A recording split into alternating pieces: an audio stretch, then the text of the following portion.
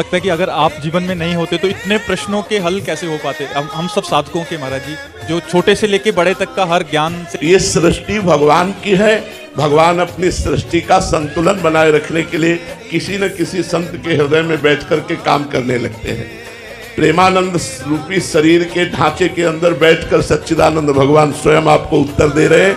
इस ढांचे के अंदर बैठकर वो परमात्मा ही उत्तर दे रहा है। ये प्रेमानंद शरीर जो है, इस शरीर को धारण करने वाला जो जीव जो है, वो तरंग समुद्र में मिल चुकी है। अब समुद्र का ही राज्य है, अब कोई तरंग का राज्य नहीं है, अब केवल समुद्र ही है। वो आनंद सिंधु जो परम सुख राशि परमात्मा है, वही प्रकाशित होकर आप लोगों के प्रश्नों का उत्तर दे रहा है। नहीं, ये शरीर मरा हुआ किडनी फेल है, इसमें कोई सामर्थ्य नहीं, ये केवल श्री कृष्ण कृपा काम कर रहा है। जी, ये बात आज क्यों नहीं दृढ़ता पूर्वक समझ? आज माया है, इसलिए नहीं समझ में आएगी। कई बार बताया है कि माँ अपने बच्चे को जब सजाती है तो 2 टिक्का काजल के रख देती है।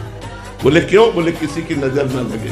तो ऐसे ही भगवान जब किसी महापुरुष को सजाते हैं तो 1-2 टीका ऐसे लगा देते हैं। यदि महापुरुष होते तो ऐसा क्यों? अगर इतनी उच्च कोटि के होते तो ऐसा क्यों?